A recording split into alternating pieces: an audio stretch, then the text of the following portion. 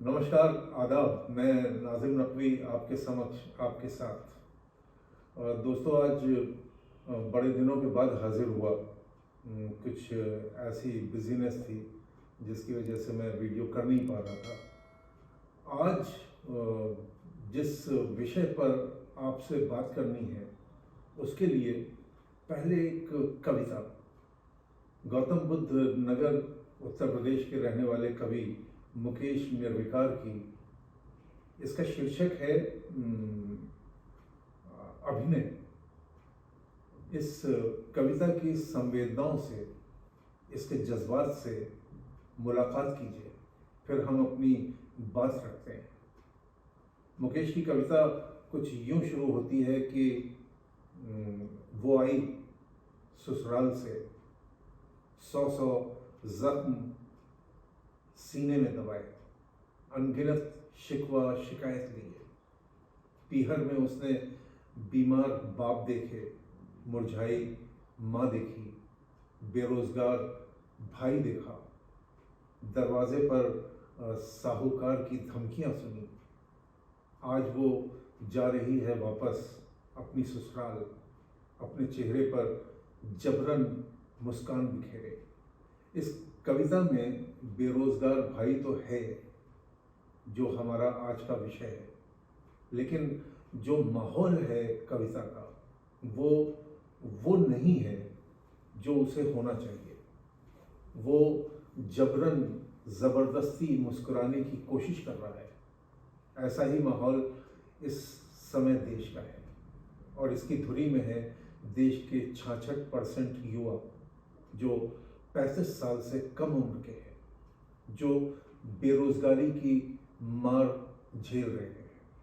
और सरकार या कह लीजिए सिस्टम अपनी कमी छुपाने के लिए एक साजिश के तहत उन्हें बेरोजगार रख रहा है। आज का नौजवान क्या चाहता है?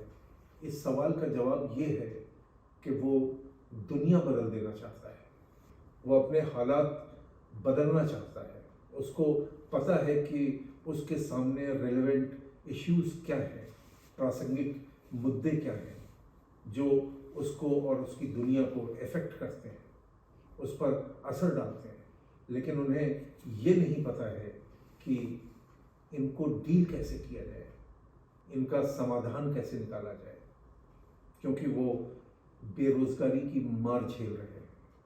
5 राज्य जो इस समय चुनाव के मोड में है, 3 राज्यों में मतदान हो चुका है, बाकी बचे 2 राज्य जहां 25 और 30 नवंबर को मतदान होना है।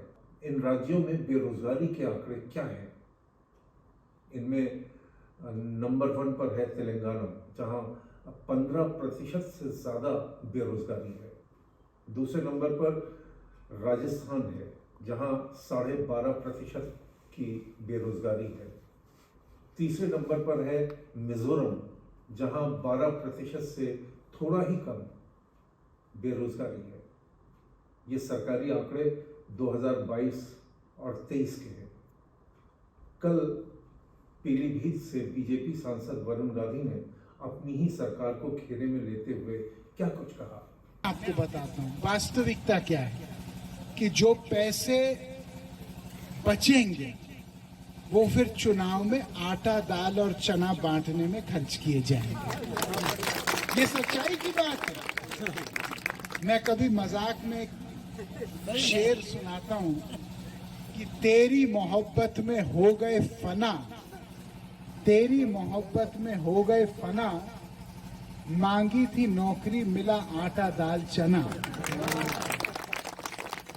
मैं पूछना चाहता हूं आपसे कि क्या ये कोई स्थायी समाधान है? नहीं, ये छलावा है। कितने लोग यहाँ पे जाके एग्जाम देते हैं, परीक्षा देते हैं। आप कोई भी उत्तर प्रदेश का एग्जाम देख लें, एक भी एग्जाम, यूपी पुलिस का, UP PCL, PET, UP TET, BEd, NEET, UPSSSC, क्या आपको पता है जिन एग्जाम के नाम मेरे दिए, पिछले 3 साल में इनमें से एक भी एग्जाम नहीं है जो 5 बार जिसके पेपर आउट ना हुए हों, जिसको लीक ना किया गया हो। ये तो हाल है उत्तर प्रदेश का। और आइए अब बात करते हैं उन राज्यों की जहां इसी हफ्ते मतदान होने जा रहा है। तेलंगाना लोक सेवा आयोग परीक्षाओं में सरकारी नौकरियों और प्रोफेशनल डिग्रीज के लिए दी गई प्रवेश परीक्षाओं और उनके नतीजों की घोषणा में बड़े पैमाने पर हुए घोटालों और एक अंतहीन देरी से सियासत की बू आती है। राजस्थान का भी यही हाल है। राजस्थान लोक सेवा आयोग द्वारा आयोजित परीक्षाएं पेपर लीक, परिणामों में हेर-फेर और मुकदमेबाजी जैसे विवादों में फंस गई, जिसकी वजह से पिछले 4 वर्षों में 8 परीक्षाएं रद्द करनी पड़ी। विधानसभा चुनाव के मौजूदा दौर में एक मुद्दा जो मतदाताओं के दिमाग में सबसे ज़्यादा है वो है बेरोजगारी और छूटते अवसरों का। हो सकता है कि आपको सड़क चलते ये मुद्दा नज़र न आए, लेकिन ये मुद्दा मतदाताओं के बीच बड़ा मुद्दा है, क्योंकि मतदाता में उनकी तादाद सबसे ज़्यादा है। सरकारें भर्तियों में चालाकी दिखाती हैं। वो भर्ती को विवादों के हवाले कर देती हैं, फिर विवाद को बढ़ने देती हैं और फिर अदालत से फैसला कराने की बात होती है। यानी ऐसे मामलों को अदालत में घसीट लिया जाता है, उसी अदालत में जिसके लिए किसी शायर ने कहा है कि 2 कदम पर है अदालत, लेकिन सोच लो वक्त बहुत लगता है। जो सरकारें नौकरी नहीं देना चाहती, मतलब अपने सरकारी खजाने पर बोझ नहीं बढ़ाना चाहती हैं और उसके लिए उनके पास कोई उचित दलील भी नहीं है, वो ऐसे घोटालों को अदालत के सुपुर्द कर देती है और फिर वहाँ जितना चाहती हैं देरी करवा लेती हैं। राजस्थान में पिछले 4 साल में 8 परीक्षाएं इसी कवायद का जीता जागता सबूत है। यही हाल देश के दूसरे हिस्सों में भी है। 2022 में लखनऊ की वो घटना तो आपको याद होगी, जिसमें एक एजुकेटेड नवयुवती ने, जो सरकारी स्कूल में शिक्षिका बनना चाहती थी, उसने लखनऊ के सरकारी रोजगार कार्यालय के ऊपर बनी टंकी पर 6 महीने तक डेरा जमाए रखा। या फिर प्रयागराज में बेरोजगारी को लेकर हुए आंदोलन तो आपको याद ही होंगे, जिनकी आग देश के दूसरे हिस्सों में भी पहुंची। ऐसी कई मिसालें दी जा सकती हैं जो युवाओं की हताशा को दिखाती हैं। आमतौर पर युवा कहते हैं सरकार उनकी बात नहीं सुनती। दूसरी बात यह है कि देश में श्रम कानून धीरे धीरे कमज़ोर हो चुके हैं। जो लोग निजी क्षेत्र में नौकरियां कर रहे हैं, उनकी नौकरियां भी सुरक्षित नहीं हैं। एक और कविता सुनिए। ये कविता है उत्तर प्रदेश के एक सुपरिचित कवि दिनेश कुशवाहा की। इस कविता में छुपे हुए गुस्से को महसूस कीजिए। दिनेश जी कहते हैं कि बहुत चाहता हूँ पूरे कर दूँ बूढ़े माँ बाप के सपने, नहीं तो कम से कम उन्हें आश्वस्त कर दूँ कि उनके मरने के बाद भूखों नहीं मरूंगा। पर सबसे अधिक सालती है अगर कोई बात, तो ये कि वे मुझे अभी भी नालायक क्यों नहीं मानते।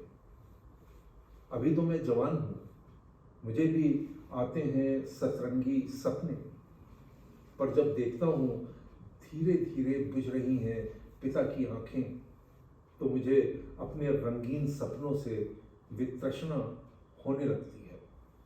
यूं तो रोज ही जन्मती मरती हैं छोटी मोटी इच्छाएं कि पी लूं एक कप कॉफी रेस्टोरेंट में बैठकर, धुला लूं लॉन्ड्री में कभी रीठ गए कपड़े, बनवा लूं एक नई कमीज। मेरी इच्छाओं की डोर अब बित्ते से नहीं नापी जा सकती। मैं चाहता हूँ कोई मुझे चाहे, मैं करूँ किसी से दीवानगी की हद तक प्यार। साथ ही उठते हैं कई कई सवाल। रेस्टोरेंट में एक कप कॉफ़ी का मतलब समझते हैं आप?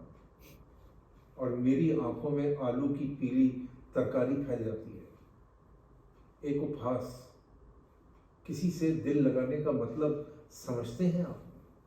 आपको हमारा ये वीडियो कैसा लगा बताइएगा, लाइक कीजिएगा, और अगर अभी तक नहीं सब्सक्राइब किया है तो इसे सब्सक्राइब ज़रूर कीजिएगा।